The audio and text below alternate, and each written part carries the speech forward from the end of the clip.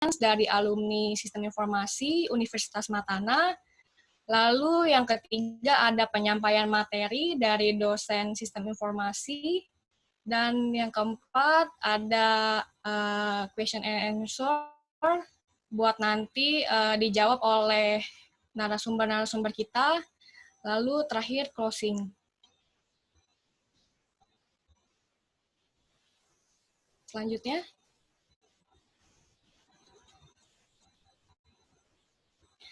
Nah, ini merupakan tim kita pada hari ini. Yang pertama ada narasumber utama kita, Bapak Eliando Eskom MTI, selaku dosen Sistem Informasi Universitas Matana, dan etika hacker yang bersertifikat.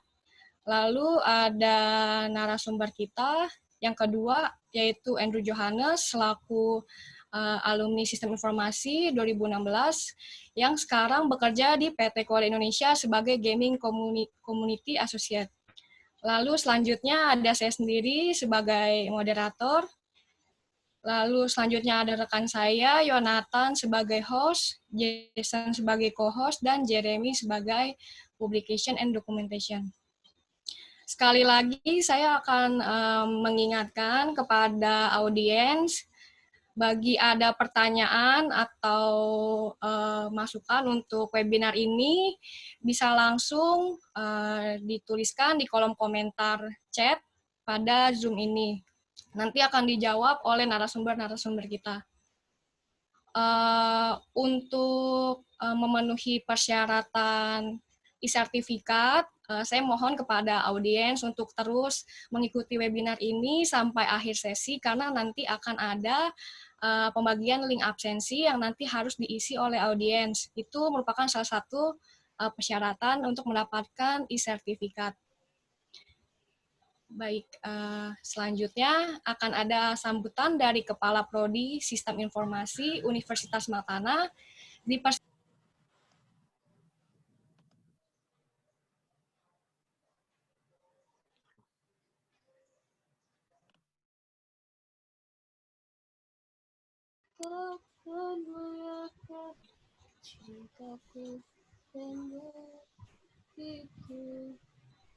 Ya, terima kasih panitia Isabella untuk waktu sambutannya. Sebelum memulai webinar ini, saya akan share beberapa slide dulu ya sebagai pembuka acara webinar ini.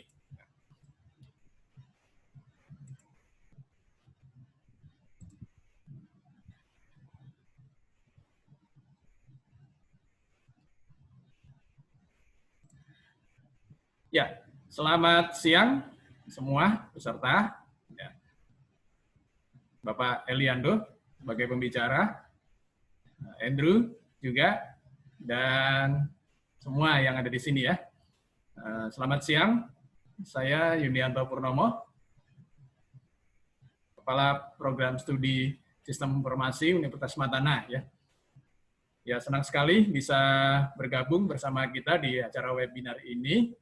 Dan sebelum masuk di sesi pemakalah, kita coba lihat dulu ya, apa sih sistem informasi itu ya. Bagi rekan-rekan yang dari sekolah, dari luar Universitas Matana, nah, mungkin bisa mengetahui ya secara lebih detail apa itu sistem informasi, program sistem informasi, dan juga Universitas Matana ya. Nah, kalau kita lihat gambar di sini, ada 4 kuadran di sini. Di atas itu ada bisnis, driver, kemudian di bawah ada teknologi, sebelah kiri ada yang warna kuning ada player, dan di sebelah kanan itu ada prosesnya ya. Nah, kalau kita lihat dari gambar ini, maka yang namanya bisnis itu apa saja sih? Kegiatan bisnis ya. Kalau kita lihat di sini contohnya di situ ada kegiatan manajemen, accounting, finance ya, keuangan. Mungkin kegiatan yang berkaitan dengan pariwisata. Ada juga perdagangan dalam bentuk grosir, wholesale atau retail. kegiatan seperti di rumah sakit, ya, lalu berbagai aktivitas pemerintahan, perguruan tinggi dan sebagainya, ya, itu adalah aktivitas bisnis, ya, kita sebut sebagai aktivitas bisnis. Nah, semua kegiatan itu zaman sekarang tidak bisa lagi dilakukan secara manual, ya. Nah, semua harus ditopang oleh teknologi, ya. Ini teknologi mendukung berbagai macam kegiatan bisnis. Yang dimaksud teknologi, ya, antara lain di sini, ya, seperti penggunaan komputer. Komputer itu ada hardware, software, jaringan, ya. Nah, zaman sekarang kita menggunakan teknologi nggak cuma pakai komputer, ya. Ada mobile, ya. Semua sekarang menggunakan handphone yang fungsinya untuk berkomunikasi, juga untuk melakukan kegiatan bisnis, ya, menggunakan jaringan 3G, 4G, dan sebagainya, ya. Itu adalah teknologi. Nah, yang di bawah itu dipelajari mengenai hardware, software. Kalau kalian mengambil kuliah komputer, maka kalau fokus ke teknologi, itu bisa mengambil jurusan teknik informatika untuk memperdalam software, atau untuk memperdalam hardware bisa masuk ke sistem komputer, ya. Yang kepengen kuliah bisnis ekonomi, ya, misalkan manajemen akuntansi, nah itu lain lagi, ya. Nah, sekarang di sistem informasi yang di sebelah mana? Nah, sistem informasi itu adanya di sini, ya. Dia berada di tengah, ya. Jadi berbagai kebutuhan bisnis yang nanti akan ditopang atau didukung oleh teknologi itu dipelajari di program studi sistem informasi. Nah, sistem informasi itu mempelajari apa aja atau kegiatannya apa saja. Nah, di sini kelihatan, ya, ada yang disebut dengan transaction processing system, berbagai macam kegiatan transaksi, ya. Contohnya, misalkan kegiatan yang ada di kasir Indomaret, ya, di Alfamart, di Hypermart. Kalian juga mungkin melakukan kegiatan transaksi online melalui handphone, yaitu transaction processing system, ya. Kemudian kalau di dalam perusahaan, maka berbagai macam transaksi yang saling berkaitan itu akan membentuk sebuah kelompok yang disebut dengan sistem informasi manajemen, ya, di mana nanti pimpinan perusahaan bisa mendapatkan berbagai informasi tentang berbagai kegiatan transaksi yang terjadi di usahanya, ya. Lebih lanjut lagi, nanti bisa diangkat berbagai macam data itu untuk kebutuhan pengambilan keputusan, decision support system. Nah, selain itu banyak hal yang dipelajari di program studi sistem informasi. Antara lain juga mempelajari tentang ERP, ya, Enterprise Resource Planning, Customer Relationship Management, Supply Chain, Business Intelligence, Database, dan sebagainya. Termasuk bagaimana proses itu dilakukan, ya, mulai dari kita menginisiasi sistem, menganalisis sistem, merancang sistem, sampai implementasinya, ya. Nah, itu yang dipelajari di sistem informasi. Jadi lingkupnya seperti itu, ya. Mempelajari sebagian tentang kegiatan bisnis, ya, mempelajari manajemen, accounting juga, mempelajari program juga, teknologi, ya, hardware. Nah, terutama memadukan keduanya antara bisnis dengan teknologi, ya. Itu adalah sistem informasi. Lulusan sistem informasi nanti akan berprofesi sebagai apa? Antara lain seperti ini, ya. Bisa menjabat sebagai Chief Information Officer atau Business Analyst, System Analyst, Project Manager, Database Administrator, konsultan, dan tidak menutup kemungkinan juga menjadi programmer, ya. Seperti itu, ya. Itu antara lain, ya. Masih banyak lagi profesi-profesi yang bisa ditandang oleh lulusan sistem informasi. Di webinar yang lalu, hari Senin, itu sudah kita bahas, ya, bagi rekan-rekan yang kemarin mungkin belum sempat ikut, bisa melihat rekamannya di YouTube, ya. Nanti dari panitia bisa memberikan link rekamannya, ya. Nah, untuk mengetahui lebih dalam, ya, tentang program studi simulasi, rekan-rekan semua bisa lihat, ya, atau masuk melalui link sosial media kami di YouTube, ya. kalian bisa masuk ke YouTube, coba diketik aja Sistem Informasi Matanah, nanti akan ketemu penjelasan-penjelasan tentang program studi sistem informasi yang ada di Universitas Matanah. Bisa juga melalui Instagram, Facebook, Twitter, dan sebagainya ya. Ya, demikian sambutan dari saya. Terima kasih. Selamat berwebinar.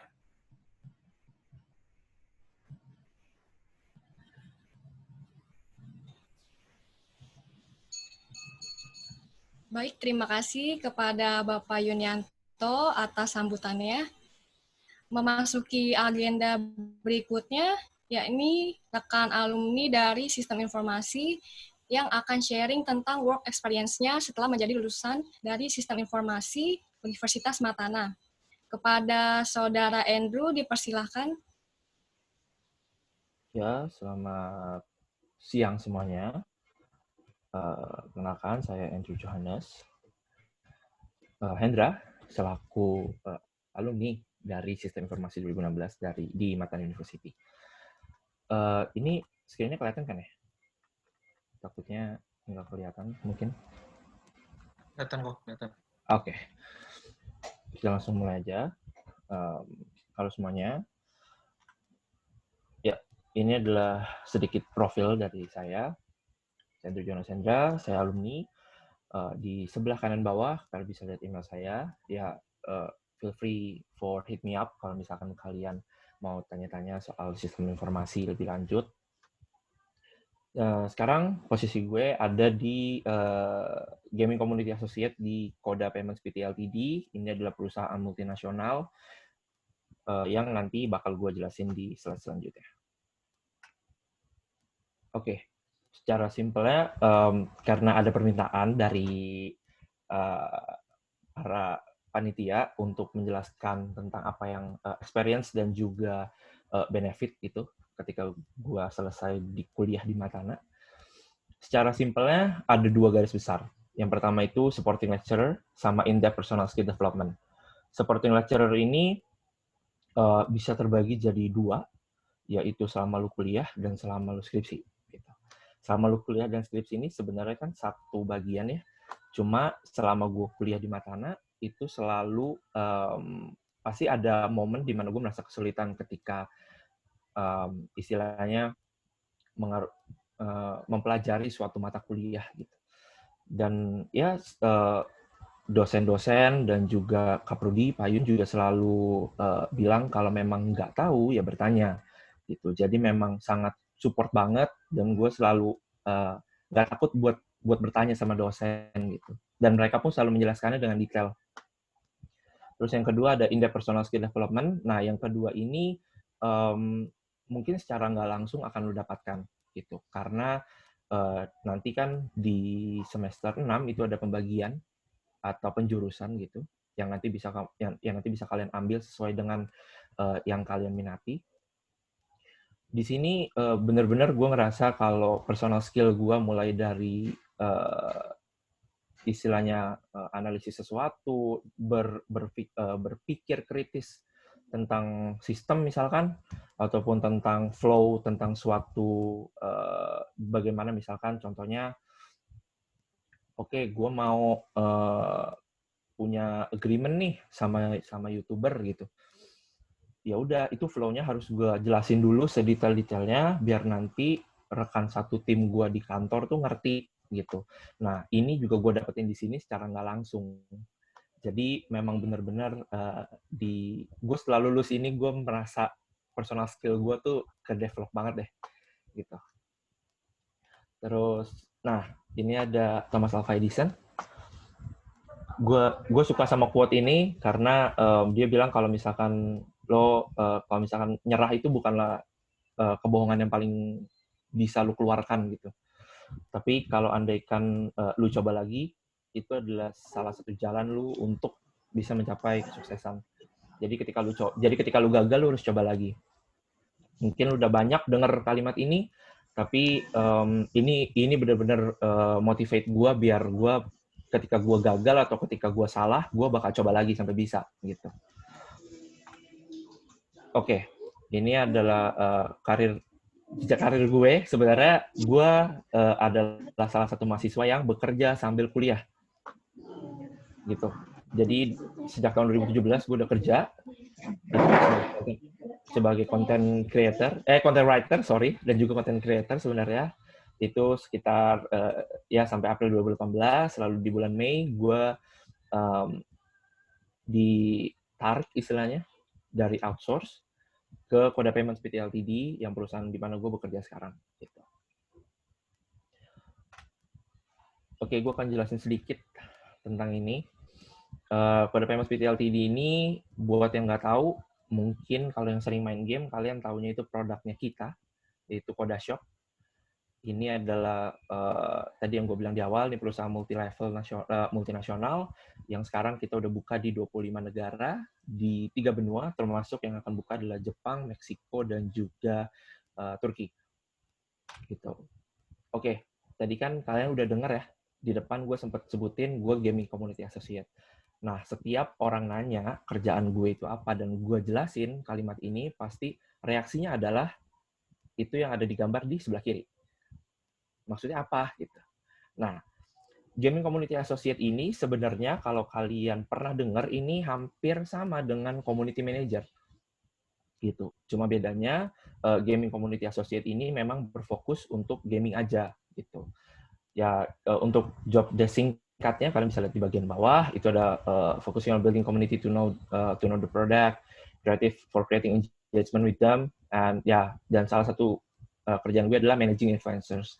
Jadi kalau misalkan kalian tahu YouTubers, misalkan kayak Dylan Pros, Michael Sow, Just No Limit, kayak gitu-gitu, nah itu pernah kerja sama bareng gue. Nah ini adalah salah satu fotonya. Mungkin dari kalian ada beberapa yang tahu dan kenal sama YouTuber-YouTuber ini. Oke, lanjut. Nah, gue akan bercerita sejarah gue di Matana. Dulu itu gue masuk di 2015 sebenarnya. Waktu itu di Prodi TI, Teknik Informatika, gitu. Dan di sebelah kanan ini adalah zaman gue PMK, proses pengenalan kampus gitu. Di tahun 2015, ini dari teman-teman dari banyak prodi, kenal, dan sampai sekarang pun masih berteman baik.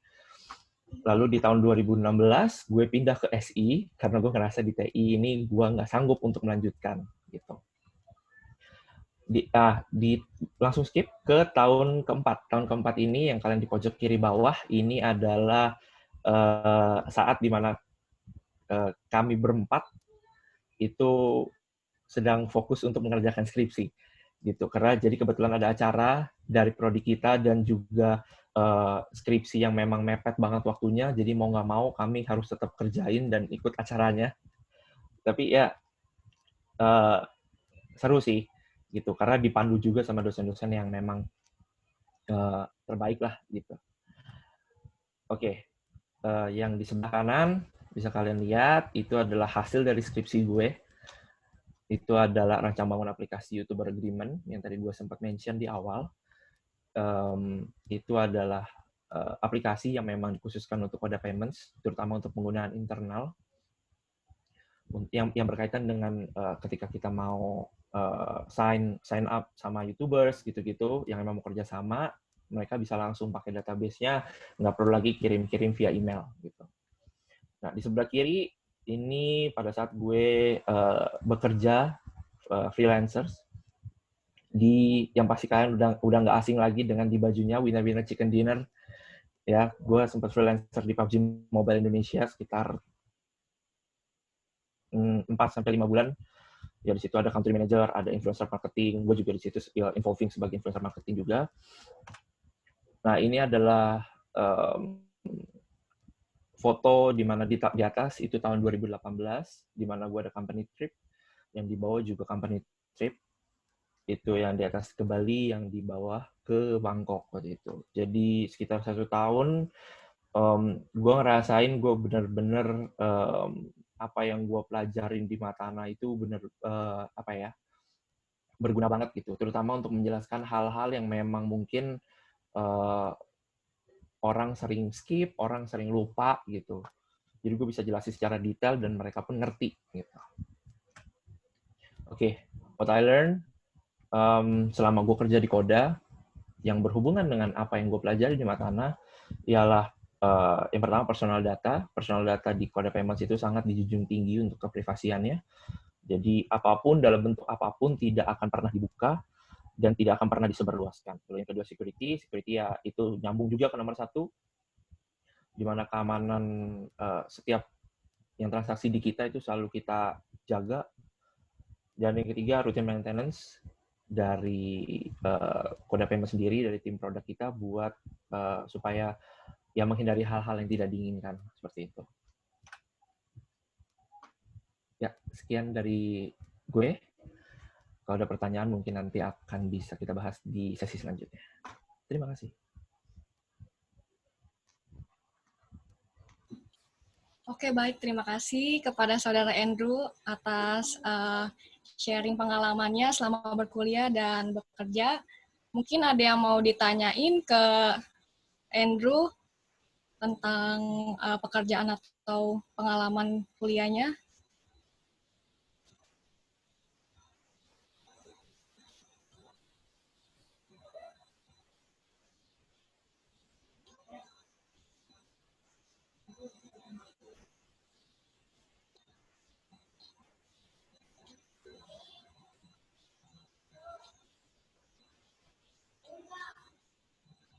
Yang mau nanya bisa langsung diketik di kolom chat.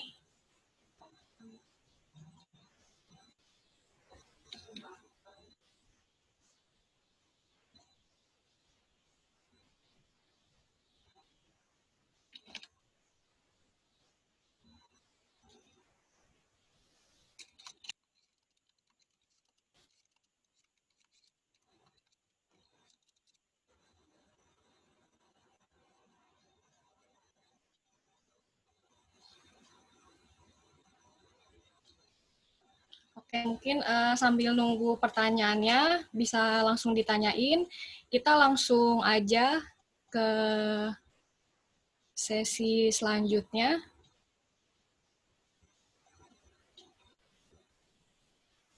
Selanjutnya itu ada pemaparan materi dari dosen Sistem Informasi Universitas Matana, yaitu Bapak Eliando, Eskom MTI. Beliau telah menyelesaikan studi S1-nya di Universitas Kristen Krida Wacana dan S2 di Universitas Bina Nusantara.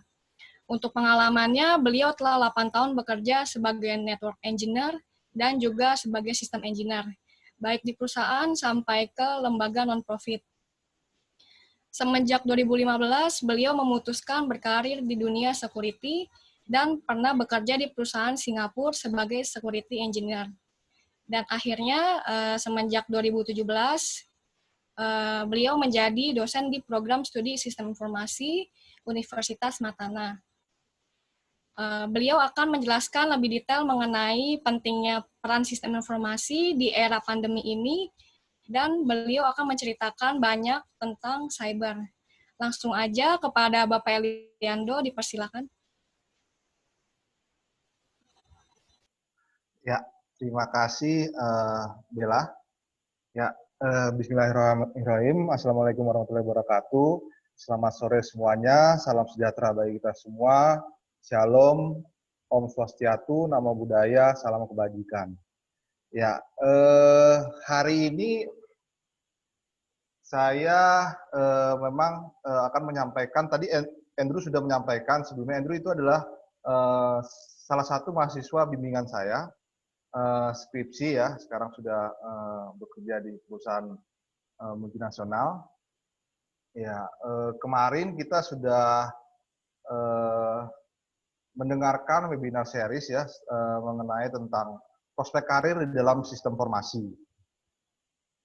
Nah, hari ini saya akan bercerita tentang apa sih yang kita hadapi information system di dalam new normal ini. Sebelumnya saya mau share screen dulu ya.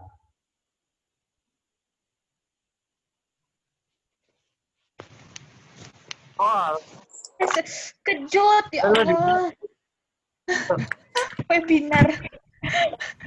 Ini kelihatan semuanya?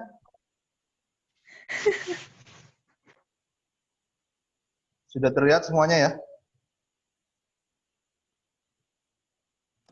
Sudah, Pak. Terlihat, Pak. Oke. Ini saya mau menyampaikan tentang information system di new normal. Sebelumnya kemarin kalian sudah mendengar tentang ini ya, tentang Certified Information Security Manager yang disampaikan di webinar sebelumnya ya. Dari ini adalah certification dari SACA. Nah, ini ini salah satu requirement ya untuk mengambil CISM ya, minimum 5 year of professional information security management work experience. Nah, ini kalian kalau mahasiswa sistem informasi ya bisa mengambil, udah punya pengalaman di dalam information security management. Nah, kalian bisa mengambil sertifikasi ini. Ini yang kita bahas di webinar series sebelumnya yang disampaikan oleh Pak Yun ya. Nah, hari ini sebelum kita mulai ya materi kita, saya ingin kalian menonton sedikit video berikut ini. Ya, ini video dari dekat.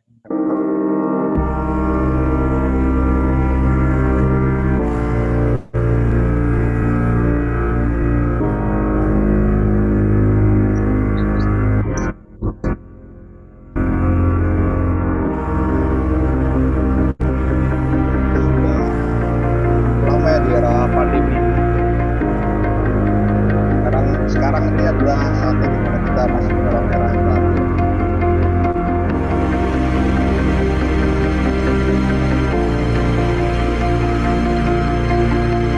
Anak-anak ya udah sekolah lagi ya. Kita di rumah belajar dan melakukan aktivitas di rumah, kerja juga dari rumah.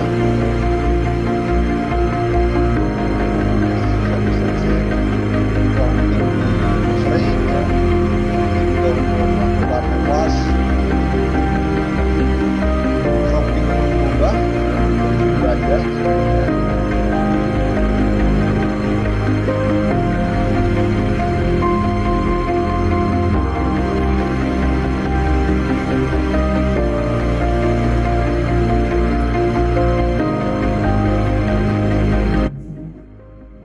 oke, udah tidak ada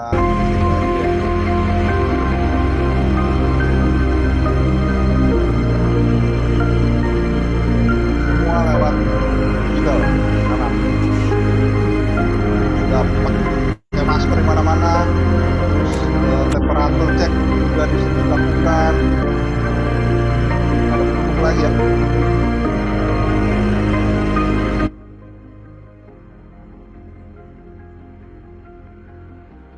Keluar tahun kita dari pelan-pelan.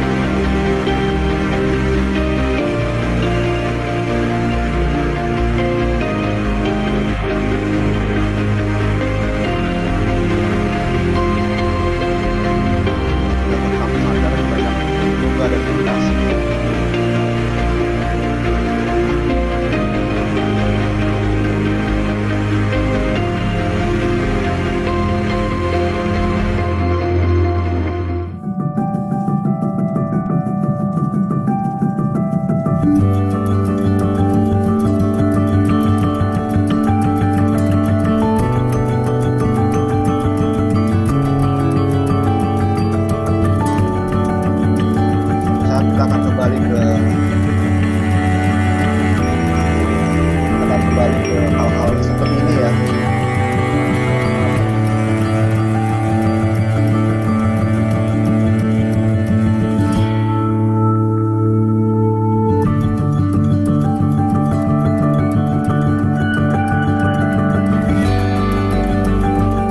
Don't forget to subscribe to TG. Itu sedikit sekilas informasi ya tentang yang dimana kita sekarang masuk di dalam era pandemi, ya banyak hal yang berubah. Yang perlu kita perhatikan sekarang semuanya informasi, semua hal itu dilakukan menggunakan sistem ya. Kita mau melakukan virtual meeting termasuk webinar hari ini, ya kita tidak bisa bertatap muka, ya peserta tidak hadir di dalam acara seminar, ya. Nah kita hari ini melakukan semuanya via Zoom, yaitu karena bagian dari efek dari pandemi yang sedang kita jalani.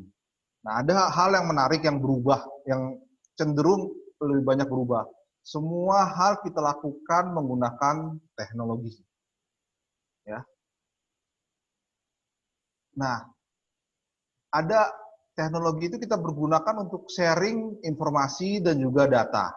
Nah, informasi itu sebelum kita mengenal apa itu informasi, kita mereka tahu dulu dong, kenapa itu hal tersebut sangat penting dalam kehidupan kita. Ya, kita jelaskan dulu apa itu informasi ya. Informasi kan dari kumpulan data yang diproses, ya, akhirnya bisa menjadi sebuah informasi. Dari sebuah data yang diproses, akhirnya menjadi sebuah informasi. Nah, informasi itu bisa mengandung hal yang baik maupun hal yang buruk, tergantung dari cara kita menggunakannya atau menggunakan informasi itu ke dalam sesuatu hal ya, itu bisa jadi baik ataupun buruk. Nah, ini ada beberapa kasus ya yang kita lihat di tahun 2019 ya. Bareskrim itu mencatat ada 1.617 kasus penipuan dari liputan6.com online pada 2019 dan paling banyak itu di Instagram. Ya dari Bareskrim juga disampaikan ya, penipuan online ini ya 1.617 kasus penipuan online, rinciannya itu sebanyak 534 kasus terjadi di Instagram, 413 di WhatsApp, dan sisanya 304 kasus terjadi di Facebook. Nah, informasi yang tadi kita sebelumnya itu mungkin tidak terlalu sering kita membagikan informasi melalui dunia maya atau internet, karena pandemi ini kita lebih banyak memberikan informasi menggunakan sosial media ataupun yang lainnya. Nah, sehingga banyak kejahatan-kejahatan yang terjadi ya di era pandemi ini. Ya. Nah, di 2019 aja sudah mencakup hal itu semua. Nah, di pandemi kejahatan siber Indonesia itu naik 4 kali lipat. 4 kali lipat selama pandemi. Nah, ini yang luar biasa ya. Yaitu kenapa hal ini terjadi seperti saya sampaikan sebelumnya, tadi kita lihat di video sebelumnya ya. Semua hal itu kita lakukan secara virtual ya, secara maya ya, menggunakan internet. Jadi arus lalu lintas informasi yang bertukar di internet itu cukup besar. Ya, inilah alasan kenapa kejahatan cyber ya, khususnya di Indonesia itu naik 4 kali lipat selama pandemi. Nah, data pengguna e-commerce bocor, ini bukti negara kita rawan cybercrime. Ya. Belum lama ini kita juga mendengar ya, ada data-data yang bocor di dalam dark web ya, dalam satu situs dark web ya, data dari salah satu e-commerce terkemuka di Indonesia. Nah, itu bocor. Nah, lalu diperjualbelikan ya di dark web. Nah, ini salah satu bukti bahwa informasi itu sangat penting, bahkan bisa diperjualbelikan sebagai langkah untuk melakukan cybercrime. Nah, ini yang berbahaya. Nah, belum lama ini juga tanggal 16 Juni 2020 ya, dari Tempo nih, Polda Metro Jaya ringkus buronan dari FBI ya. Nah, buronan FBI ini dia masuk ke Indonesia karena melihat peluang yang ada di Indonesia, dia melakukan transaksi Bitcoin di Indonesia. Nah, ini adalah buronan FBI lalu ditangkap oleh Polda Metro Jaya. Nah, jadi di Indonesia ini masih dilihat oleh banyak hal sebagai peluang utama untuk melakukan kejahatan cyber atau cybercrime. Nah, kalau kita melihat di patrolicyber.id ya, dari Bareskrim Cybercrime, nah dari bulan Januari sampai Oktober 2020 ini luar biasa ya kasus cybercrime yang terjadi di Indonesia. Ini ada kurang lebih dari 500 penipuan yang online ya, sifatnya penipuan online. Lalu ada juga penyebaran konten yang provokatif ya, pornografi, aksi ilegal, manipulasi data juga cukup besar ya. Nah, ini bukti bahwa cybercrime di Indonesia itu masih cukup besar dan menunjukkan bahwa Indonesia masih menjadi peluang untuk melakukan cybercrime. Nah, laporan masyarakat melalui portal patroli cyber Indonesia ini ini dari Januari sampai Oktober aja ya, 2020 itu ada 9.359 total aduan, kerugiannya itu sampai dengan 1 triliun lebih ya, total kerugian dari cybercrime yang dilakukan oleh beberapa orang tersebut. Nah, kalau dilihat Indonesia ini menempati posisi kedua, ya, dan ini dari Badan Cyber dan Sandi Negara ya, dari BSSN, peringkat serangannya ada di Indonesia itu peringkat kedua setelah India, itu sebesar 18 juta ya. Dalam waktu ini saya ambil ya untuk 6 bulan jumlah serangan, ini luar biasa ya. Indonesia menempati posisi yang cukup besar ya. Dari kejahatan cyber atau cybercrime yang ada di Indonesia. Nah, kalau dilihat di sebelah kanannya itu, ya, ini 20 Oktober 8 jam 8.43, itu lebih banyak memang tren malware-nya itu ada di Trojan. Jadi memang lebih banyak mereka menyisipkan satu malware ya untuk melakukan cybercrime. Nah, sampai kita lihat dari situs FireEye ya, bahwa Indonesia itu masih juga cukup tren ya, menjadi pusat serangan ya. Ada 5 industri ya yang coba untuk melakukan penyerangan cybercrime ya, ada financial service, ya, service consulting, telekom, manufacturing, sama insurance. Nah, itu kalau dilihat dari di sini ada terakhir coba untuk melakukan serangan itu dari posisi dari Thailand menuju ke Indonesia. Jadi di Indonesia sendiri masih cukup banyak cybercrime yang terjadi. Nah, terakhir yang kita baru dengar ini Januari 2020 ya, ada situs Citibank palsu ya, yang mirip dengan aslinya, yang akhirnya di broadcast sama Citibank ya, di dalam situsnya oleh Citibank Thailand. Itu bentuk serangannya itu seperti ini ya. Kalau dilihat di atasnya, ini dari citibank.co.th dari Thailand. Jadi pertama, dia itu coba untuk mengaku sebagai orang Citibank, ya. Lalu meminta orang tersebut untuk mengklik. Ada tulisan di bawah itu ya, klik here to sign on, ya. Dia klik here to sign on dari situs dari email yang dia telah terima. Lalu dia masuk ke dalam dia masuk ke dalam situs ini. Tapi sebenarnya kalau dilihat di atas itu, situsnya bukan situs Citibank yang asli. Ya. Kalau dilihat di atas, situsnya bukan situs Citibank yang asli. Nah, sudah di-direct ya ke alamat yang lain. Nah, lalu tanpa sadar si pengguna Citibank ini akhirnya dia masukkan nih username password ya.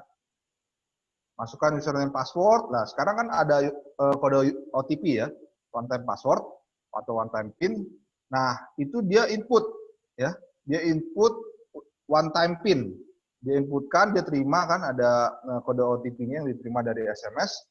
Lalu dia input ke dalam situs ini ya. Situsnya bukan situs Citibank yang asli. Nah, setelah itu, nah disinilah letak permasalahannya. Dia dibilang suruh karena Citibank lagi melakukan validating ya untuk OTP ya, diminta untuk suruh nunggu. Jadi si pengguna akun bank tersebut dia menunggu, dia santai, dia menunggu, dia pikir ya mungkin transaksinya hanya sekian lah ya, dia santai-santai tanpa dia sadari ini menunggunya agak lama ini ya, menunggunya agak lama. Nah ini akhirnya yang diproses oleh kita sebutlah hacker ya, akhirnya diproses oleh seorang hacker ini untuk dia dapatkan datanya. Nah, datanya ini dia pergunakan untuk mengambil sejumlah uang dari akun tersebut. Ya, karena dia udah dapat OTP-nya, dia udah dapat, username password-nya dia udah dapat, lalu dia tinggal melakukan transaksi. Nah, ini yang dilansir oleh situs citibank.co.th ya. Nah, setelah itu semua jadi untuk menjamin supaya si user tersebut, pengguna bank itu tidak melakukan validasi ke dalam bank yang asli, dia diminta untuk menunggu gitu, karena database itu lagi diupdate, database situs Citibank-nya lagi diupdate, disuruh untuk nunggu. Jadi jangan untuk melakukan apapun gitulah, ya. Jangan do not login into your account. Ya. Jadi diminta untuk tidak login ke dalam akunnya, ya. Jadi diminta untuk nunggu. Nah, ada pesan warning tersebut. Nah, selama ini ya user si hacker tersebut lagi berusaha untuk menguras semua uang yang ada di dalam akun Citibank tersebut. Nah, selain itu ya, tadi ada lagi metode yang lain yang sering digunakan oleh para hacker, itu dia melakukan istilahnya man in the middle attack ya. Nah, dia berusaha untuk mengambil DNS atau alamat domain system dari satu server ya. Dia lalu memasukkan malware ke dalam satu server. Ya, akhirnya harusnya dia request langsung ke bank ya. Itu di tab. Oke, sorry. Ya, itu di tab. Jadi normal transaction-nya berubah. Nah, inilah yang ada juga yang dilakukan oleh beberapa hacker untuk melakukan manipulasi selain cara yang tadi. Nah, setelah itu ini yang cukup kita sering lihat ya, Facebook ya. Mungkin ada yang menyadari ada hal yang aneh dari Facebook ini ya. Ini kelihatannya tidak ada perbedaannya dengan Facebook. Ini sebenarnya adalah komputer saya ya. Ya, ini komputer saya ya. Tidak ada kelihatan yang beda ya dari Facebook ini. Nah, cuman ada perbedaan terletak di URL-nya di atasnya ya. Itu terlihat dari alamat salah satu komputer saya ya. Alamat lokal salah satu komputer saya. Bisa diganti jadi alamat untuk IP public untuk komputer saya. Jadi ketika ada orang atau user melakukan login ya ke dalam Facebook ya, dia bisa diambil untuk username dan passwordnya untuk dipergunakan seperti user biasa. Jadi orang tidak tahu kalau dia sedang diambil username dan passwordnya.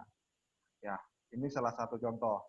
Dan set corner ini sangat mudah untuk dilakukan ya, untuk mengambil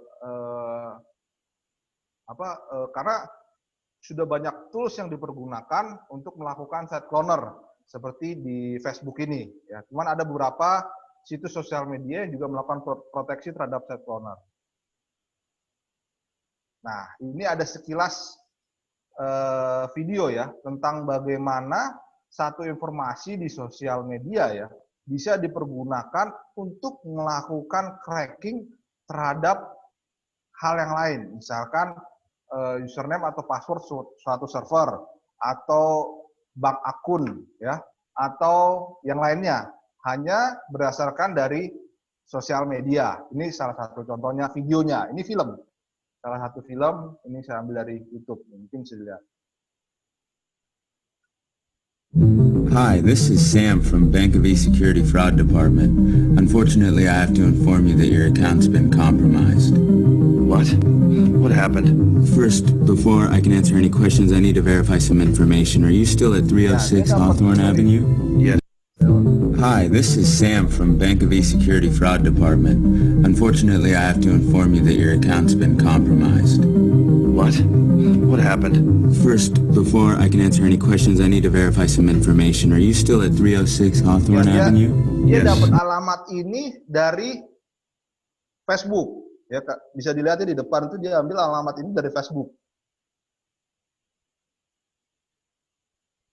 Apartment 2C. Great. And your security question, favorite baseball team? Yankees. I don't remember this being a security And lastly, your pet's name? Flipper. Who am I speaking to? Get your name. Details plus a dictionary. Don't forget, it'll take my program 3 minutes to crack his password. Ya, ini salah satu contoh dia menggunakan segala informasi yang didapat dari sosial media untuk melakukan tracking terhadap password yang lain. Ya. Sorry. Hi, this is Sam from. Nah, lalu ada, terkadang informasi tersebut terkadang kita tidak perlu juga dapatkan dari sosial media. Terkadang kita hanya cukup melakukan yang kita sebut istilahnya dengan social engineering. Jadi kita memanipulasi ya segala hal yang didapat ya dari hubungan komunikasi sosial ya satu dengan yang lainnya di dalam satu komunitas. Nah, kita bisa memanfaatkan hal-hal tersebut untuk mendapatkan informasi ya. Informasi bisa berupa email, username, password, itu bisa didapatkan. Nah, ini salah satu contoh videonya ya.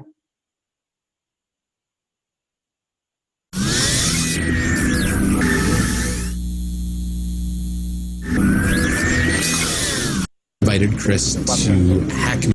We help people with human security, like a network. Yeah, See if it works. Yeah, we probably could. Phishing is voice solicitation, and basically, sample phishing call? What's phishing? Phishing is voice solicitation, and basically what you do is you use the phone to extract information or data points that can be used in a later attack. Let's do it. Who are you going to call? Maybe I'll call your cell phone provider and see if I can get them to give me your email address. Wanita tersebut lagi berusaha untuk menelepon operator seluler ya untuk mendapatkan email ataupun username dan password dari si orang tersebut nih dengan seizin orang tersebut. I bet they're good. I bet they have my back. But yeah, go for it. I'm gonna spoof from your number, so it's gonna look like it's calling from you. Okay. Ya, dia pakai efek Hi, suara bayi, I'm so sorry. Can you hear me okay? My baby, I'm sorry. my husband's like, we're about to apply for a loan and we just had a baby and he's like, get this done by today. So I'm so sorry. I can't call you back. I'm trying to log into our account for uses information and I can't remember what email address we used to log the account. The baby's crying and can you help me? Awesome. In just 30 seconds, email.com? Jessica gets my personal email address.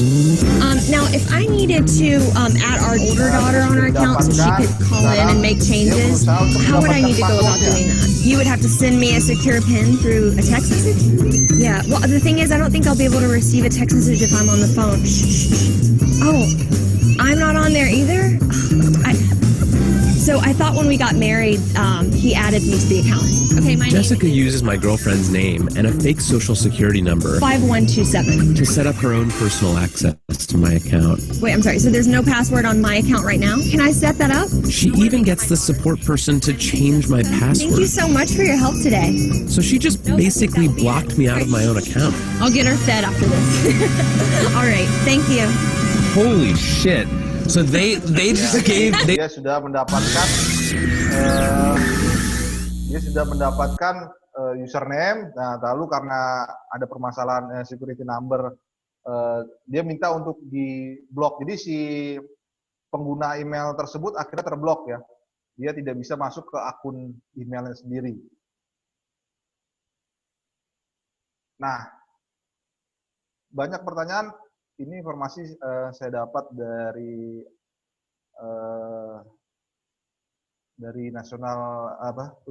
National Institute of Technology ya.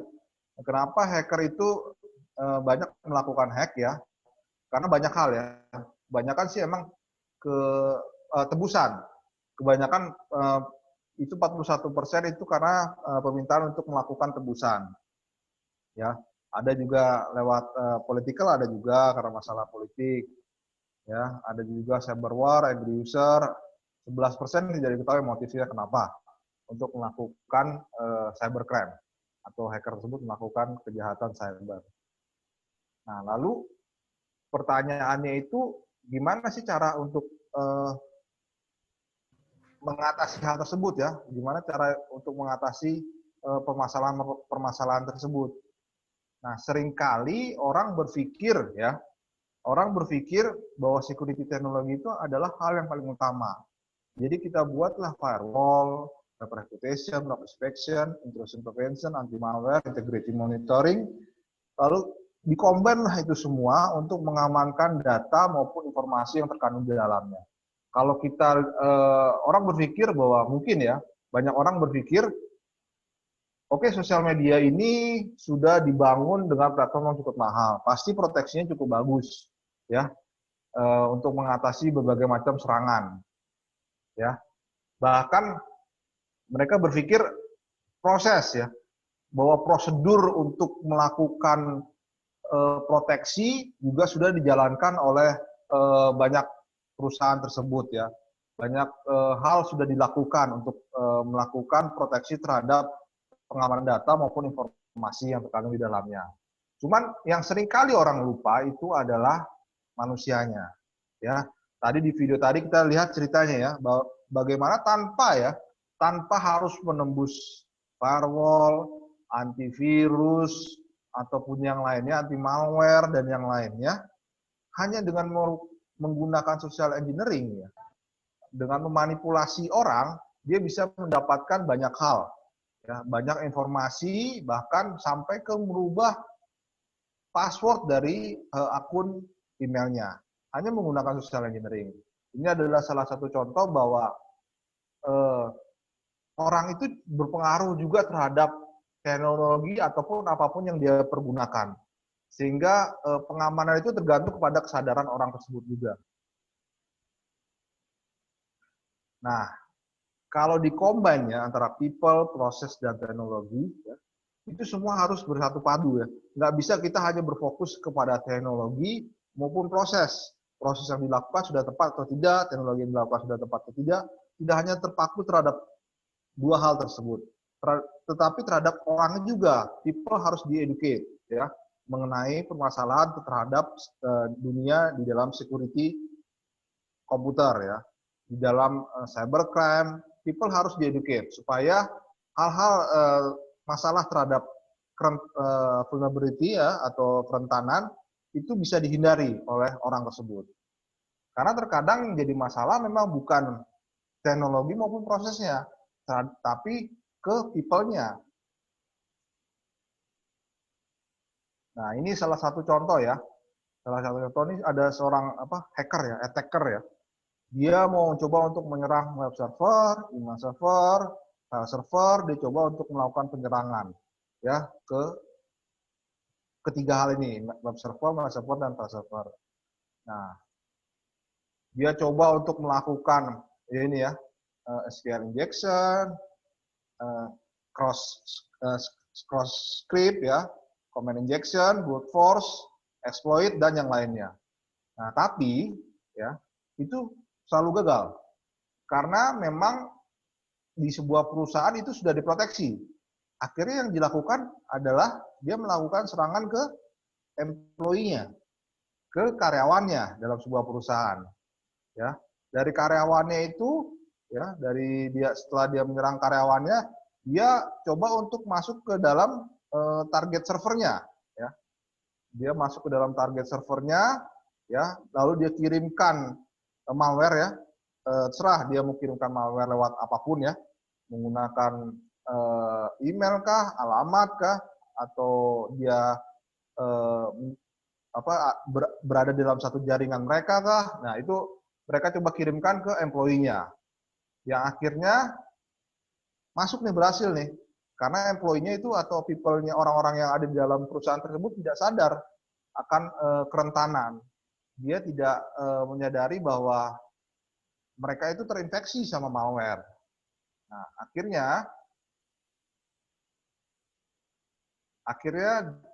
malware berhasil masuk melalui karyawan, lalu masuk ke dalam target server ya, lalu malware itu mengirimkan informasi ke attacker ya. Nah, tanpa dia sadari malware itu terus berjalan ya. Tanpa dia sadari malware itu terus berjalan. Nah, terus semua hal dia bisa lakukan karena malware itu udah ada dalam posisinya di karyawan, ada di dalam karyawan. Informasi sampai ke CCTV ya, mobile phone dan yang lainnya dia bisa dapatkan. Nah, lalu dia bisa lakuin banyak hal ya, DDoS attack, ransomware attack, nah itu udah mudah untuk dilakukan. Nah, walaupun ya di perusahaan itu ya, lihat ya, banyak teknologi dia udah pergunakan untuk melindungi. Ya, ada firewall, ya, intrusion protection system, ya, secure coding, ya, codingnya udah diproteksi nih, web udah diproteksi dengan berbagai macam coding ya. Terus udah konfigurasinya juga udah diamankan, udah ada antivirus ya, DDoS protection ya, pakai proxy lagi ya, web proxy ya, ada juga routing segregation ya. Mereka sudah amankan, tapi kok bisa bertembus ya ini? Karena people. Ya, saya bilang tadi ya, di dalam people, proses dan teknologi ya,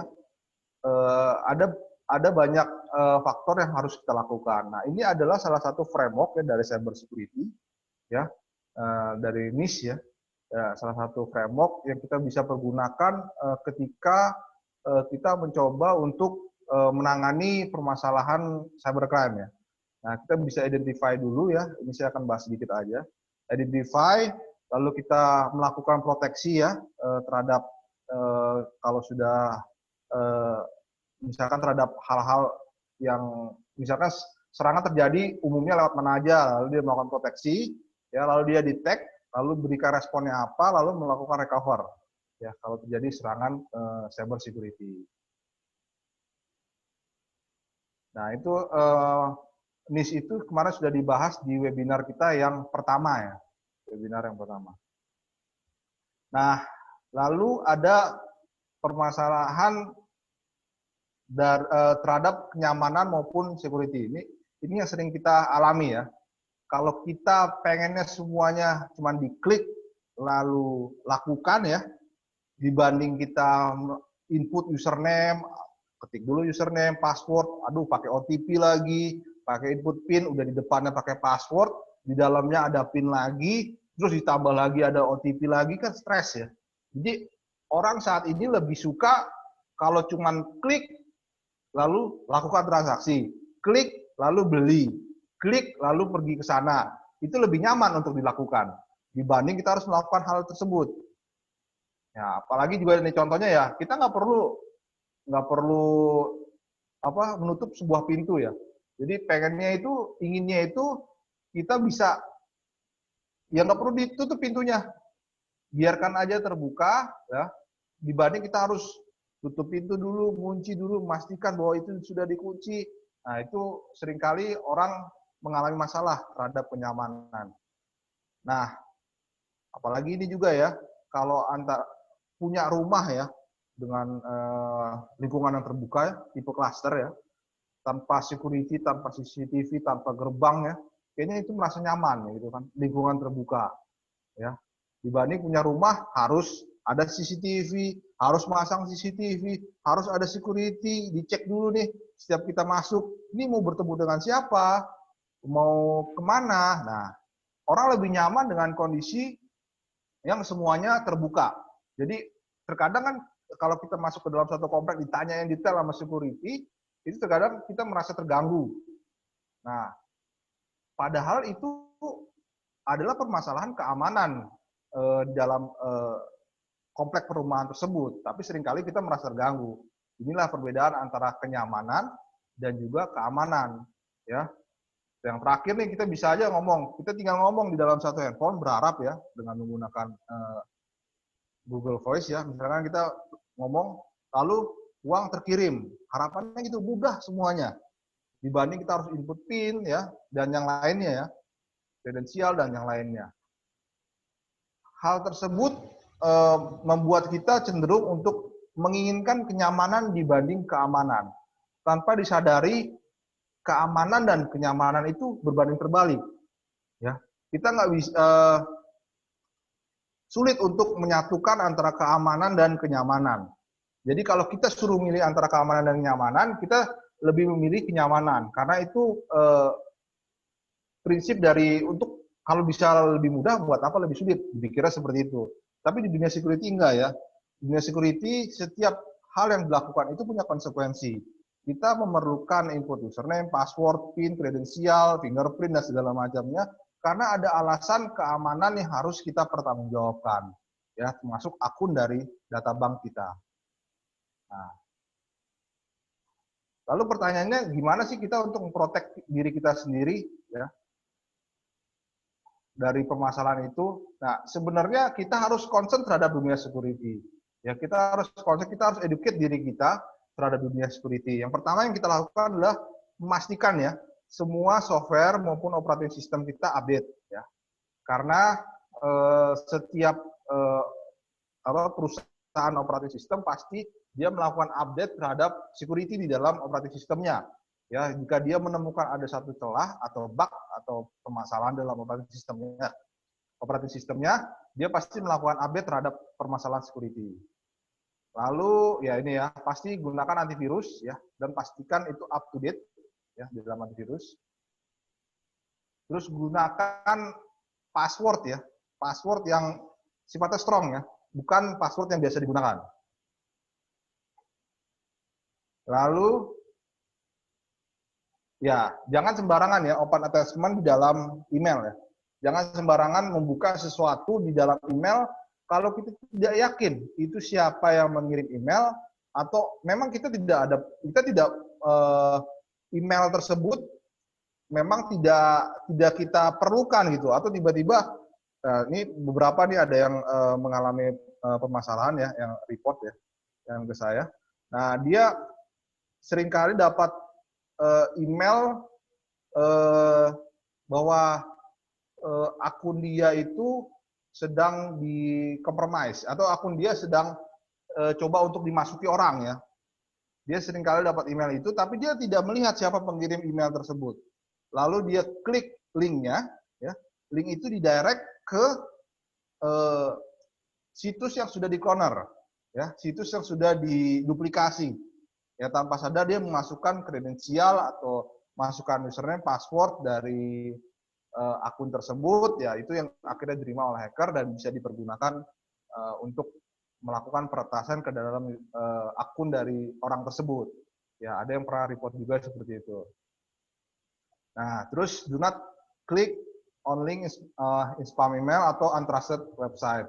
Ya, jadi jangan sembarangan ngeklik ya link-link yang ada di email ya atau buka attachment ya attachment dalam email karena terkadang bisa mengandung malware ya.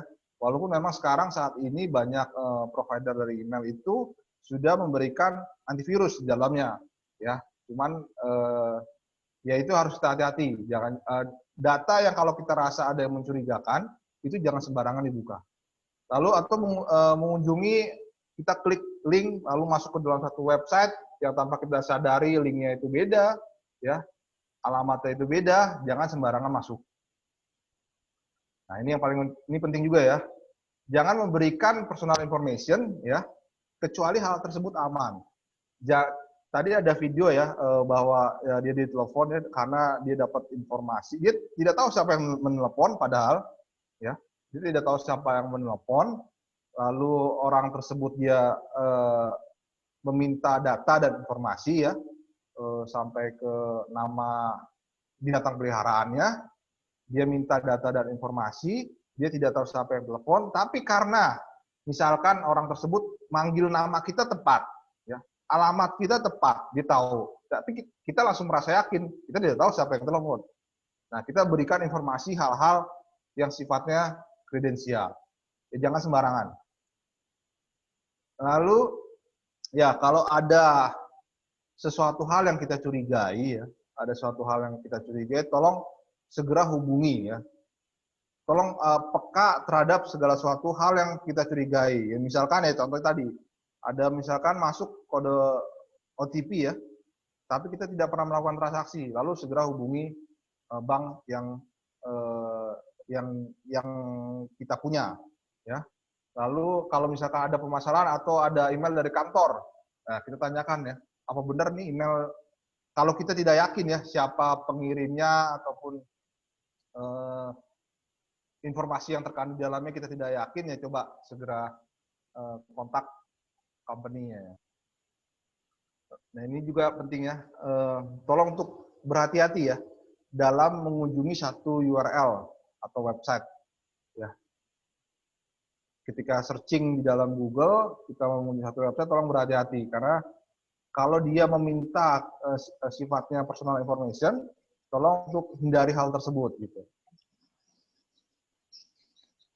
Ya, keep an eye on your bank statement ya, terlalu secara periodik tolong lihat terhadap ya mutasi rekening atau apapun yang terjadi di dalam status bank kalian ya. Coba tolong dilihat ya. Apa-apa aja supaya kita selalu memperhatikan mutasi rekening ya. Jadi kita tahu apa yang keluar dan apa yang masuk di dalam rekening bank kita. Nah, yang pertama kali bisa kita lakukan paling sederhana ya. Yang pertama kali kita bisa lakukan paling sederhana ini, yaitu kita coba untuk mengganti password ya. Setidaknya setiap 3 bulan. Ya. Coba untuk ganti password setidaknya setiap 3 bulan untuk password kita. Ya, ini untuk menghindari serangan cybercrime ya. Karena setidaknya kalau misalkan hacker itu udah nemu password kita, terus tiba-tiba diganti, dia kebingungan. Nah, itu salah satu hal yang sederhana yang bisa kita lakukan. Nah, terus jangan menggunakan password-password yang ada di daftar ini ya. Jangan pakai ini password, karena ini sudah pasti gampang tertebak ya. Password yang ada yang pakai mungkin salah satu dari ini baru 30 ya. Di sini ada 10.000 most common password. Itu ada di Wikipedia. Kalau kalian cek linknya ya. Itu ada banyak ya, ada 10.000 password yang sering digunakan. Salah satunya adalah tanggal lahir. Nah, ini yang kalau melakukan mengetik password, jangan menggunakan password-password yang ada pada umumnya. Oke, itu sekilas informasi ya dari saya ya mengenai bagaimana peran informasi itu penting ya di dalam kondisi saat ini ya, new normal, di mana semuanya serba digital, ya, semuanya serba internet, ya, maya. Nah, harapannya kita ke depan lebih berjaga-jaga ya terhadap informasi yang kita sharing. Ya. Apalagi juga banyak kasus-kasus yang terjadi tadi ya dari cybercrime ya, banyak kasus-kasus yang terjadi. Itu permasalahannya ya hanya simple. Terkadang bahkan kita sharing melalui dunia sosial media ya, kita sharing data-data pribadi kita, foto-foto pribadi yang akhirnya bisa diduplikat sama orang lain, lalu dipergunakan oleh orang lain untuk melakukan penipuan atau melakukan tindakan kejahatan. Ya, tolong untuk berhati-hati. Ya, itu aja informasi dari saya. Terima kasih dan selamat sore ya. Terima kasih.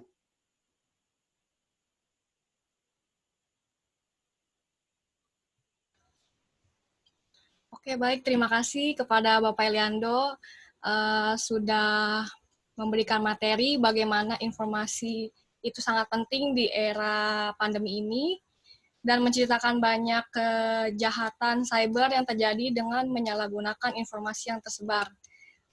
Terus tadi juga udah dijelasin cara mengatasinya. Makasih banyak, Pak. Lalu selanjutnya kita akan menjawab pertanyaan yang udah diajukan di kolom komentar. Yang mau nanya silahkan langsung ditanyain ya di kolom chat, nanti kita akan jawab satu-satu. Ini ada pertanyaan, ini dia private ya, ke host dari Nicholas Girezra ya.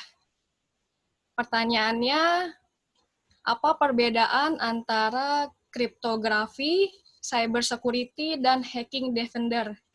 Apakah semua berperan dalam pengamanan sistem data? Terima kasih. Silakan Pak Eliando untuk dijawab. Oke, langsung saya jawab aja ya. Jadi apa aja perbedaan antara cyber security?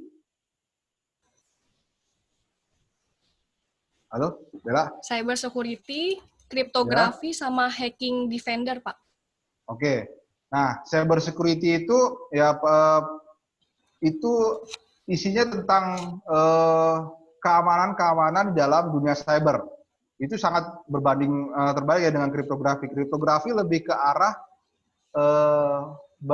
bagaimana kalian mungkin pernah lihat ya atau pernah tahu tentang enkripsi atau deskripsi ya. Enkripsi dari satu file ya menggunakan algoritma A, algoritma B, algoritma C. Nah, itu yang termasuk ke dalam kriptografi. Nah, sedangkan cyber security itu kita ngebahas berbagai macam hal ya di dalam dunia keamanan komputer ya. Termasuk di dalamnya adalah kriptografi ya. Kita bahas dalam cyber security. Nah, bagaimana teknik untuk mengamankan misalkan satu file ya, mengamankan satu web atau mengamankan yang lainnya, itu kita bahas di dalam cyber security. Nah, di dalam cyber security juga ada tentang hacking defender. Nah, jadi kalau di dalam dunia kerja saat ini ya, kita kenal istilahnya namanya blue team sama red team. Nah, di dalam dunia kerja saat ini. Nah, itu mereka punya perannya masing-masing. Yang satu untuk defend, yang satu untuk melakukan pen test atau penyerangan. Ya, atau penetration testing. Nah, itu termasuk matter di dalam cyber security. Termasuk permasalahan di dalam cyber security. Dalam cyber security itu luas. Cukup banyak hal yang kita bahas. Ya. Jadi tidak hanya ngebahas tentang dua hal tersebut, tapi kita bahas tentang yang lainnya. Ya. Bagaimana termasuk tools ya untuk melakukan hacking ya dalam cyber security itu kita bahas. Termasuk exploit ya, malware ya, coding ya. Itu juga termasuk bagian dari cyber security. Nah, itu aja. Oke, baik. Terima kasih Pak atas jawabannya. Lalu ada pertanyaan lagi dari Siti Masruroh. Selamat sore, saya hendak bertanya. Kita ketahui bersama bahwa pernah terjadi kebocoran data pada salah satu e-commerce yang terkenal di Indonesia. Yang ingin saya tanyakan itu, setelah data pengguna diketahui pihak lain, apakah data pengguna tersebut masih dapat diselamatkan hingga tidak dapat diperjualbelikan atau disebarluaskan oleh hacker? Terima kasih. Ya, pertanyaan ini sudah diajukan ke dalam ke salah satu e-commerce tersebut ya. Pertanyaan ini sudah ditanyakan. Jadi memang kalau data itu sudah tersebar dark web, ya itu data itu tetap ada di sana. Ya, cuman memang ada banyak proteksi yang bisa dilakukan untuk menghindari hal tersebut terjadi lagi. Ataupun data tersebut hanya misalkan bocor sampai level mana, di mana level selanjutnya itu kita sudah melakukan enkripsi ya, datanya tidak bisa dibaca sama sekali. Nah, itu yang bisa saya sampaikan, itu aja.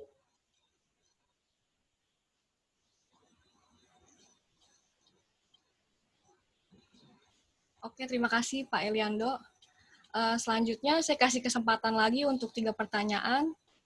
Yang ingin mengajukan pertanyaan silakan diketik di kolom chat. Saya kasih waktu sampai 10 menit ya.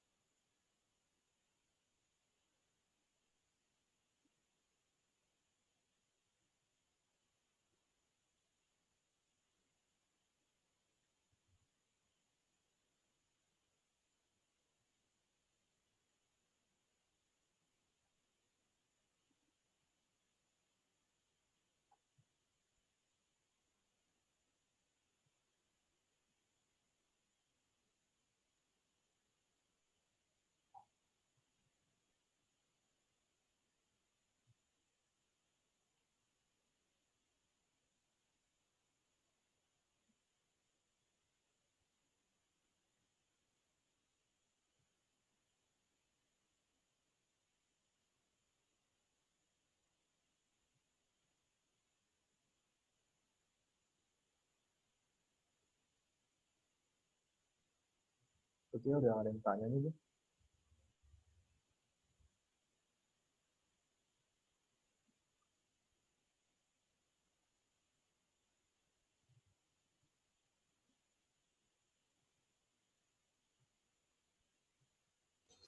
Oke, baik. Kalau belum ada yang ingin ditanyakan, kita langsung aja ya ke sesi dokumentasi.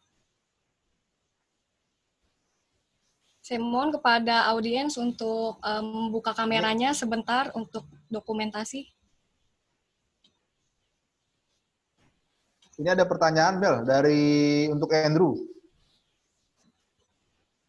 Oh, ada pertanyaan. Ya, untuk Andrew. Kita sesi dokumentasi dulu kali ya, Pak? Iya, boleh. Iya, udah pada open kamera juga.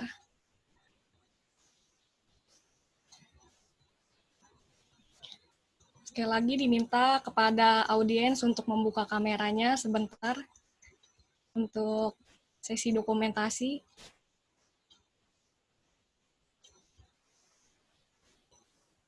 Baik.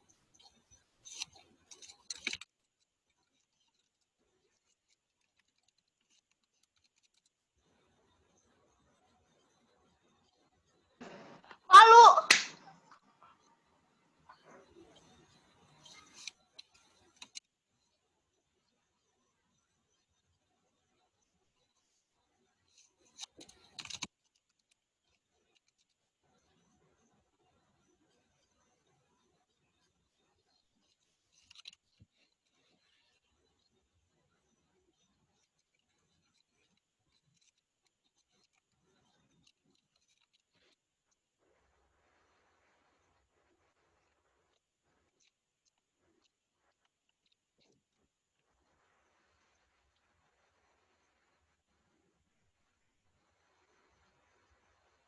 Jeremy udah selesai belum dokumentasinya?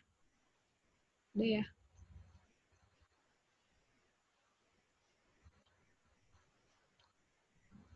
Oke, silakan kepada audiens untuk boleh mematikan lagi kameranya.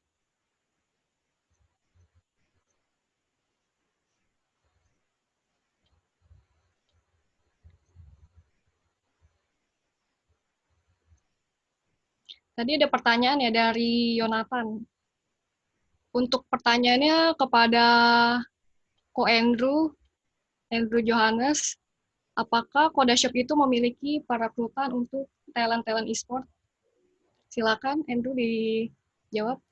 Oke, thank you buat pertanyaannya. Untuk talent-talent e-sport sebenarnya sih dalam beberapa bulan ke depan akan ada gitu ya, terutama untuk ya rata-rata di sini yang main game pasti tahu lah ya, yang berkaitan dengan e-sport, mulai dari player, manager, dan lain-lain. Ya, emang rencananya akan ada, tapi untuk sementara ini kita cuma untuk perekrutan talent, terutama untuk influencers kayak YouTuber, kayak misalkan contohnya kita kerjasama sama beberapa YouTuber PUBG Mobile, ada Bang Pen, ada Lalajo, ada Siska Cendana atau Cencen, lalu juga ada Sky Gaming, dan masih banyak lagi. Untuk beberapa game yang memang besar di Indo, emang kita punya fokus di situ untuk bisa kita bikin exposure dari Kodashop itu sendiri makin gede gitu sih. Untuk perekrutan untuk talent-talent e-sport, untuk saat ini belum ada, tapi akan ada di beberapa bulan ke depan. Thank you.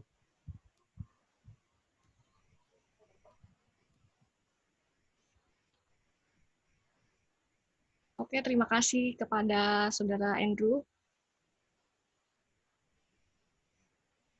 Selanjutnya akan ada sedikit penyampaian dari education konsultan kita.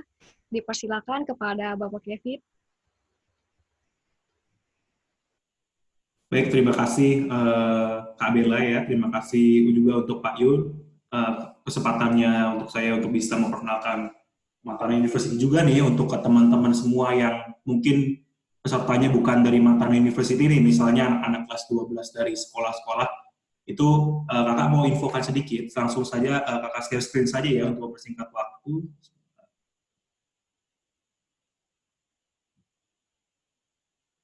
Nah ya, oke. Nah sebelumnya perkenalkan nama saya Kevin, kalian bisa panggil saya Kak Kevin saja. Nah saya di sini sebagai education consultant dari Matana University, teman-teman. Jadi bagi teman-teman anak kelas 12 yang belum memiliki kampus tujuan atau belum tahu nanti kuliah mau kemana nih, nah, mungkin Matana bisa jadi pilihan teman-teman semua gitu ya. Apalagi tadi setelah mendengar webinar dari Prodi Program Studi Sistem Informasi Matana yang pastinya sangat berguna sekali ya, bermanfaat teman-teman. Nah, oke, mungkin bagi teman-teman semua yang apakah bisa memperlihatkan sebentar ada video dari Matana University sendiri.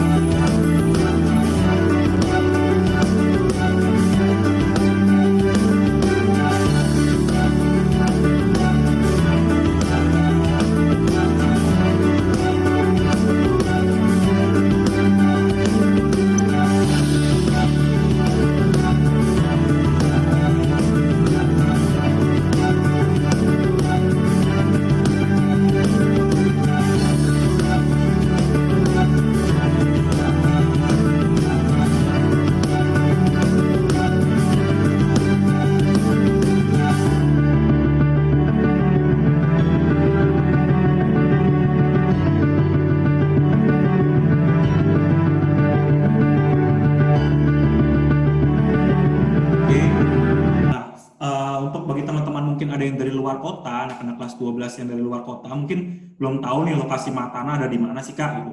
Jadi lokasi Matana ini ada di Gading Serpong teman-teman, Tangerang. Nah, Tangerang itu pasti teman-teman dekat Jakarta ya lokasinya ya teman-teman. Jadi untuk lokasi Matana sendiri kurang lebih hanya 15 menit atau 20 menit ke bandara, jadi dekat banget. Kalau teman-teman mau dari bandara atau mau ke Matana atau mungkin mau ke Jakarta juga lokasi kita dekat banget, dan lokasi kita strategis banget teman-teman Matana University ini karena kita letaknya di tengah-tengah Gading Serpong teman-teman, atau di pusat kota Gading Serpongnya langsung. Jadi kita dikelilingi dengan berbagai pusat perbelanjaan, rumah sakit, kafe dan lain-lain teman-teman. Gitu.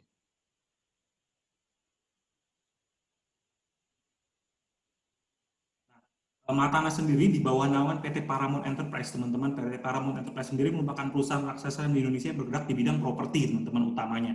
Namun bukan hanya di bidang properti, semakin berkembangnya Paramount, dia melebarkan sayapnya ke berbagai bidang unit teman-teman. Ada di properti, ada di perhotelan, rumah sakit, untuk tour travel, di pendidikan juga kita punya Matana, seperti itu teman-teman. Nah, ini salah satu beberapa unit bisnis teman-teman. Contoh unit bisnisnya kita ada di Paramount Land, ini untuk perumahan, kita ada di Tangerang, Jakarta, Semarang, Manado, dan di berbagai kota besar lainnya. Nah, ini untuk rumah sakit, kita punya rumah sakit sendiri, yaitu rumah sakit Bethsaida teman-teman. Nah, ini juga untuk hotel, kita di bawah naungan PT Parador Hotel and Resort, kita memiliki kurang lebih 26 hotel yang tersebar di seluruh Indonesia. Nah, untuk program studinya apa aja sih selain ada sistem informasi pastinya ya teman-teman ya. Kita ada manajemen, akuntansi, teknik informatika, komputer sistem, DKV, arsitektur, perhotelan, statistika bisnis, aktuaria, dan fisika medis teman-teman. Itu. Nah, ini untuk program studi sistem informasi sendiri ya teman-teman ya. Nah, selanjutnya untuk biaya kuliahnya berapa sih Kak kalau untuk di Matana University? Jadi sekarang kita untuk biaya kuliah adalah melakukan pembelian biaya formulir pendaftaran teman-teman sebesar 150.000 ketika teman-teman ingin melakukan pendaftaran di Matana ya teman-teman ya. Nah, selanjutnya juga ada biaya yang perlu dibayarkan adalah biaya KTM atau kartu tanda mahasiswa plus alma mater sebesar 500.000 hanya dibayarkan sekali saja teman-teman di awal. Selanjutnya juga ada uang gedung atau uang pangkal sebesar 19 sampai 22 juta tergantung program studi yang teman-teman pilih ya.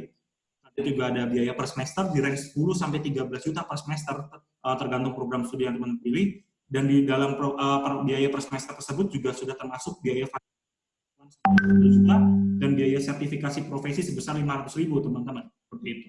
Nah, selanjutnya juga ada biaya lain-lain, ada biaya field trip wisata untuk perhotelan sebesar 8 juta dibayarkan sekali saja. Terus juga ada biaya jas laboratorium sebesar 250.000, ada biaya studio praktek untuk program studi arsitektur dan DKV sebesar 150.000 per SKS teman-teman. Nah, sekarang kita sedang membuka program Early Bird Matana teman-teman, yang dimana jika teman-teman anak kelas 12 ini yang melakukan pembelian formulir pendaftaran maksimal tanggal 26 Oktober 2020, dan kalian memiliki rata-rata rapot minimal 7,5 di semester 1-4 atau kelas 10, kelas 11 ya teman-teman ya, kalian akan mendapatkan free uang gedung sebesar 100% teman-teman. Yang tadinya 19-22 juta tersebut, kalian akan dapatkan free 100%. Juga ada potongan biaya tetap semester sebesar range 30, 50, 75, sampai 100% hingga semester 8, bukan di awal saja, jika kalian mengikuti tes, teman-teman. Nah, yang diteskan apa aja? Yang diteskan hanya 2 mata pelajaran, teman-teman, untuk program studi, contohnya untuk sistem informasi, yang kalian teskan hanya matematika sama bahasa Inggris saja, teman-teman. Yang pastinya materinya dasar, teman-teman, yang kalian sudah belajar, yang pernah pelajari kelas 10 dan kelas 11, seperti itu. Kalian ingin mengetahui info lebih lanjut nih, kalian bisa WhatsApp ke Kak Kevin di 0859 7516 2917, atau mungkin kalian bisa di Instagram Kak Kevin juga, kalian bisa by DM atau direct message di Kevin Mulyono teman-teman, seperti itu. Nah, oke, mungkin sampai di sini Kakak menyampaikan informasi sampai segini aja. Mungkin jika teman-teman ada yang kurang jelas atau kurang ingin tahu lebih lanjut nih tentang Matana itu seperti apa, program studi sistem informasi seperti apa, atau mungkin mau nanya tentang program studi yang lainnya, kalian bisa WhatsApp ke Kak Kevin. Seperti itu, teman-teman. Oke, mungkin segitu aja untuk dari saya untuk memperkenalkan Matana, teman-teman. Oke, saya kembalikan ke Kak Isabella ya. Baik, terima kasih kepada Bapak Kevin untuk penyampaian tentang Matana. Oh ya, di sini tadi ada yang nanya, cuman waktunya kan udah, sesi pertanyaan kan udah lewat. Jadi jika ada pertanyaan lain, bisa langsung hubungin melalui email atau kunjungi di webinar-webinar berikutnya. Baik, nggak kerasa kita udah sampai di penghujung acara. Terima kasih banyak kepada para narasumber serta peserta yang telah menyimak acara dari awal hingga akhir. Semoga banyak ilmu yang didapat untuk diaplikasikan dalam kehidupan sehari-hari. Oh iya, jangan lupa untuk link absensinya udah diberikan oleh host di kolom komentar. Bisa langsung diisi datanya sekarang. Ya. Baik, saya selaku moderator, mewakili panitia yang bertugas, menyampaikan mohon maaf apabila ada kesalahan kata dan perbuatan. Akhir kata, terima kasih dan salam sejahtera untuk kita semua.